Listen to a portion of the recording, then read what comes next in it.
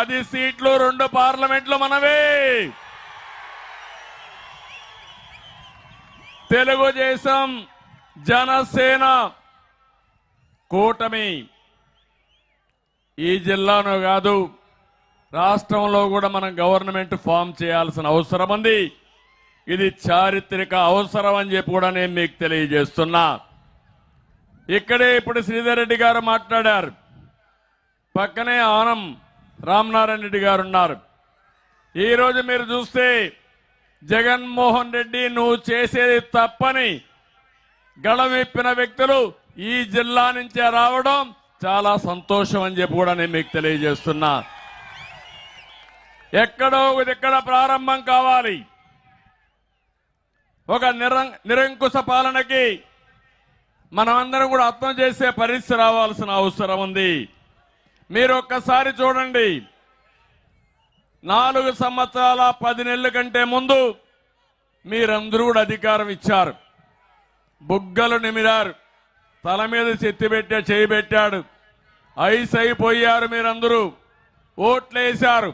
నేను అడుగుతున్నా, ఇక్కడుండే మిమ్మల్ని అందరినీ, మీ జీవితాల్లో మార్పు వచ్చిందా అని మిమ్మల్ని అడుగుతున్నా. ఎవరైనా బాగుపడ్డారా అని మిమ్మల్ని అడుగుతున్నా. అందరం బాధితులమే. ఈ రోజే మీరు చూశారు, గల్లా జయదేవ్ మనం పరిశ్రమలు తెస్తే అమర్ రాజా బ్యాటరీ పైన దాడి చేసి ఇక్కడి నుంచి వేరే రాష్ట్రాలకు పారిపోయి ఒక రాజకీయ కుటుంబం ప్రస్తుతానికి రాజకీయాలు వద్దని విరమించుకున్నారంటే మీరందరూ అర్థం చేసుకోవాల్సిన అవసరం ఉంది. వేదిక పైన ఉండే వాళ్ళందరం కూడా బాధితులమే. ఈ రోజే నేను చూశాను, మాచర్ల నియోజకవర్గంలో ఒక మత్స్య కార్మికుడు కేసులు పెట్టి వేధిస్తా ఉంటే పోలీసులు పిలిపించి ఎక్కడికక్కడ టార్చర్ చేస్తా ఉంటే భరించలేకుండా ఆత్మహత్య చేసుకున్నాడు. అంటే పోలీసుల టార్చర్ని, వేధింపుల్ని భరించలేక, వాళ్ళు కొట్టే దెబ్బలు భరించలేక ప్రాణం ఒకటేసారి తీసుకుందామని బలవంతపు మరణం చేసుకున్నారంటే అసలు ఈ రాష్ట్రంలో ప్రభుత్వం ఉందా తమ్ముళ్ళు అని మిమ్మల్ని అడుగుతున్నా. మీరొక్క విషయం గుర్తుపెట్టుకోవాలి, ఆంధ్రప్రదేశ్లో ఉండే ప్రజానీకం చాలా తెలివైన వాళ్ళు. ఒక్కొక్కసారి మోసపోతా ఉంటాం. అదే జరిగింది ఈరోజు. నేను ఒకటే నిన్న కూడా చూశాను, చెప్పిన తప్పు చెప్పకుండా అబద్ధాలు చెప్పి మళ్ళీ మోసం చేయాలనుకుంటున్నాడు. నేను ఒకటే మీకు హామీ ఇస్తున్నా, మీకు నాకు ఒక బాధ్యత ఉంది. నేను ఏమీ చేయలేదని మాట్లాడుతున్నాడు జగన్మోహన్ రెడ్డి. నువ్వు పుట్టక మునుపటి నుంచి నేను రాజకీయాలు చేస్తున్నా, ఆ విషయం నువ్వు గుర్తుపెట్టుకో. నువ్వు చెప్పకర మీ నాన్న అడుగు కల్లో, మీ నాన్నే చెప్తాడు ఏం చేశానని.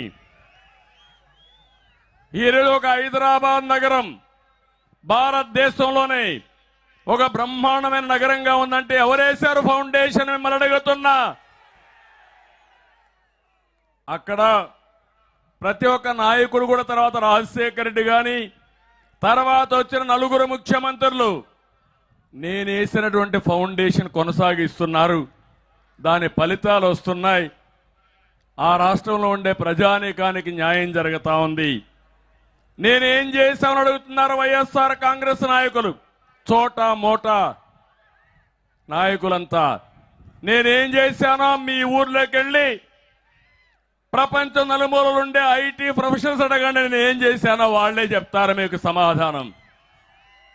ఒక రాజకీయ పార్టీ, ఒక నాయకుడు మనం చేసిన దానివల్ల మంచి ఫలితాలు వచ్చి ప్రజల జీవితాల్లో వెలుగొస్తే దానికంటే బాధ లేదు, దానికంటే ఆనందం ఉండదు. మొన్నే మీరు చూశారు, నాకు కష్టం వచ్చింది. ఒక ఆంధ్రప్రదేశే కాదు, వేరే రాష్ట్రాల్లో 80 దేశాల్లో నాకు సపోర్టుగా ముందుకొచ్చారంటే, నేను బ్రతికుండంగానే అందరూ నాకు సహకరించారంటే, నేను చేసిన పనులు నెమరు వేసుకున్నారంటే దానికంటే ఏం కావాలో తమ్ముళ్ళు అని మిమ్మల్ని అడుగుతున్నా. ఈరోజు నా ఆలోచన ఒకటి, ఈ రాష్ట్రం పూర్తిగా నష్టపోయింది. 5 సంవత్సరాలు మనం అందరం కూడా బాధితులమే. నేను ఒకటే ఆలోచించాను, విభజన జరిగింది, హైదరాబాద్ నగరం తెలంగాణకు వెళ్ళింది, మనం నష్టపోయాం. నేనే అభివృద్ధి చేశాను. మళ్ళీ దీన్ని ఒక పట్టుదలగా ఆంధ్రప్రదేశ్ రాష్ట్రాన్ని అభివృద్ధి చేసి దేశంలోనే నెంబర్ 1 రాష్ట్రంగా చేయాలని నేను కలలుగన్నా. ప్రణాళికలు తయారు చేశా. అదే అమరావతి, అదే పోలవరం నదుల అనుసంధానం, అదే పెట్టుబడులని తీసుకొచ్చాం. నేను అడుగుతున్న ఈ 5 సంవత్సరాల్లో బెదిరించి కబ్జాలు చేసి ఎక్కడికక్కడ తరిమేసే పరిస్థితికి వచ్చాడు. అందుకే నేను కూడా బాధితుడిని, అవునా కాదా అని మిమ్మల్ని అడుగుతున్నా. అందుకే ఒకే మాట చెప్తున్నా, మీరు ఎన్ని మాట్లాడినా మళ్ళా 5 కోట్ల ప్రజానీకానికి న్యాయం జరిగే విధంగా ఈ రాష్ట్రాన్ని, తెలుగు కమ్యూనిటీని ప్రపంచంలోని నెంబర్ 1 స్థానంలో పెట్టే బాధ్యత నేను తీసుకుంటున్నాను.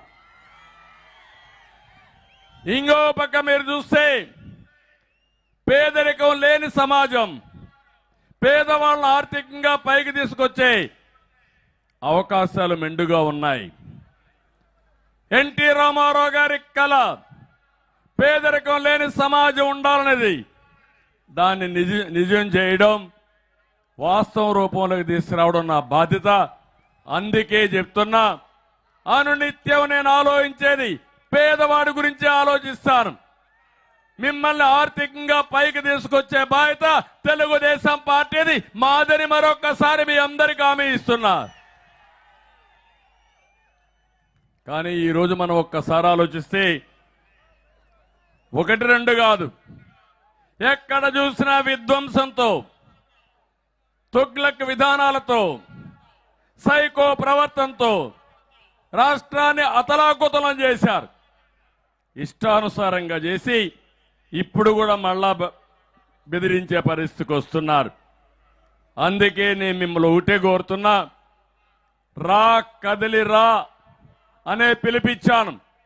ఇది నా కోసరం కాదు, తెలుగుదేశం జనసేన పార్టీల కోసరం కాదు, మీ పిల్లల భవిష్యత్తు కోసరం, రాష్ట్ర భవిష్యత్తు కోసరం, 5 కోట్ల ప్రజల కోసరం.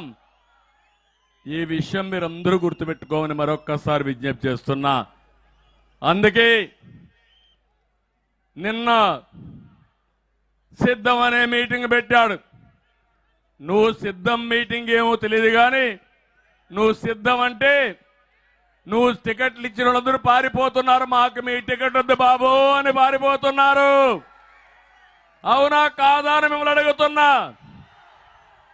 అందుకే నేను పిలిపిస్తున్నా, వైఎస్ఆర్ కాంగ్రెస్ పార్టీలో ఉండే నాయకులు, ఆ పార్టీలో ఉండే కార్యకర్తలు ఈ రాష్ట్ర ప్రయోజనాల కోసం, 5 కోట్ల భవిష్యత్తు కోసం వారికి పిలిపిస్తున్నా. రా కదిలి రండి, ఇది మనందరి బాధ్యత. ఈ రాష్ట్రాన్ని బాగు చేద్దామని వారికి కూడా పిలిపిస్తున్నాను.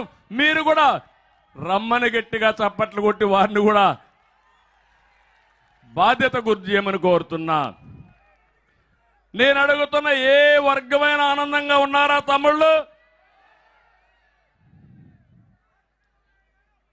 ఇప్పటికి కూడా మీరు ఒకసారి చూస్తే, ఉదాహరణ కొన్ని చెప్తున్నా, ఏ రైతైనా ఆనందంగా ఉన్నాడా? 5 సంవత్సరాల్లో చితికిపోయాడా లేదా రైతు? ధాన్యం కొనే పరిస్థితిలో ఉన్నారా వీళ్ళు? కడాన ధాన్యం కొనుగోళ్లు కూడా కమిషన్లు. వీళ్ళు మనుషులా రాక్షసులా నాకైతే అర్థం కావడం లేదు.